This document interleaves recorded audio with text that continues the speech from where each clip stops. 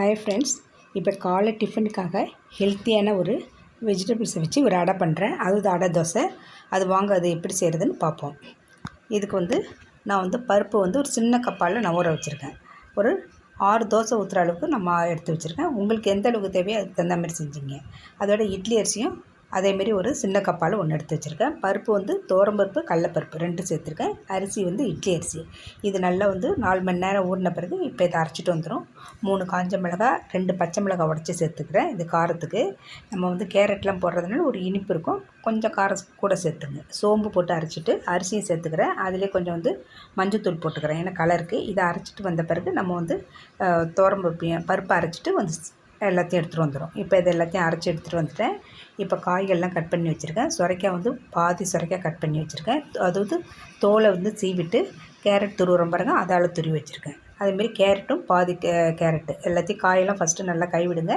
கைவிட்டு துருவி இல்லை சேர்த்துக்கலாம். இஞ்சி கொஞ்சம் அதுமாரி துருவி சேர்த்துருக்கேன். இதோட வெங்காயம் ஒரு வெங்காயம் நல்லா நைஸாக கட் பண்ணிப்போம். இதோட கருவேப்பிலை, கொத்தமல்லி, கொஞ்சம் பெருங்காயம் இதெல்லாமே சேர்த்துக்கிட்டு கொஞ்சமாக தண்ணி விட்டு நல்லா கொஞ்சம் தோசை ஊற்றுற அளவுக்கு நம்ம கரைச்சி எடுத்து வச்சுப்போம். இது ரொம்ப ஹெல்த்தியானது. இதில் நார்ப்பொருள் அதிகமாக இருக்குது. காய்கள்லாம் சேர்க்கும்போது ப்ரோட்டீனும் சேர்ந்துருக்கு உங்களுக்கு. இப்படி சாப்பிட்றது உடம்பு நல்லா ஆரோக்கியமாக இருக்கும். இப்போ இதை ரெடி பண்ணி வச்சுருக்கேன். மாவு இந்த பதத்துக்கு இருக்குது. இப்போ தோசை ஊற்றிடலாம். உங்களுக்கு இன்னும் கொஞ்சம் தண்ணி வேணாலும் நீங்கள் ஊற்றிக்கலாம். இப்போ தோசைக்கல்லில் கொஞ்சம் நான் 2 தோசைக்கல் போட்டிருக்கேன். தோசைக்கல்லில் கொஞ்சம் நடுப்புற எண்ணெய் விட்டு ஒரு கரண்டி மாவு எடுத்து நல்லா உங்களுக்கு எந்த அளவுக்கு மெல்லிசாக வேணுமோ அந்தளவுக்கு விட்டுங்க. இந்த மாதிரி நல்லா கரண்டியாலே இழுத்து விட்டிங்கன்னா நல்லா கொஞ்சம் மெல்லிசாக வந்துடும். அந்தளவுக்கு நீங்கள் இழுத்து விட்டுங்க. இது நம்ம இதுக்கு எண்ணெய் அதிகம் தேவைப்படாது. கொஞ்சமாக எண்ணெய் விட்டுங்க. நீங்கள் கொஞ்சமாக எண்ணெய் விட்டு ஒரு பக்கம் வந்தோடனே திருப்பி போட்டுக்கலாம். திருப்பி நான் பக்கத்தில் ஒரு கல் போட்டிருக்கேன். அதில் தூக்கி திருப்பி போட்டுட்டு அதில் போட்டுக்கிட்டோம்னா நம்ம சீக்கிரமே சுட்டு எடுத்துடலாம் இந்த அடை தோசையை. அதனால தான் 2 கல் போட்டிருக்கேன்.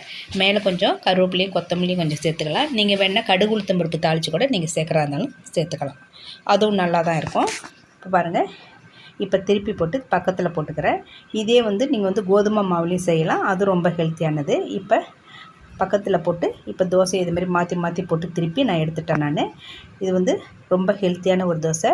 நான் 2 கல்லில் போடுறதுனால எனக்கு சீக்கிரமாக ஆயிடுச்சு. மறுபடியும் ஒரு தோசையை எடுத்துகிட்டு மறுபடியும் நான் போட்டிருக்கேன். போட்டு எண்ணெய் விட்டு எல்லாத்தையும் இந்த மாதிரி மாற்றி மாற்றி 2 பக்கம் வந்தவொடனே எடுத்துக்கலாம். இப்போ அடை தோசை ரெடி ஆகிடுச்சு. இந்த மாதிரி நீங்கள் செஞ்சு பாருங்கள். காய்கறி செய்யும்போது குழந்தைங்களாம் சாப்பிடாத குழந்தைங்களும் சாப்பிடுவாங்க. இது பிடிச்சிருந்தா லைக் பண்ணுங்கள். தேங்க்யூ.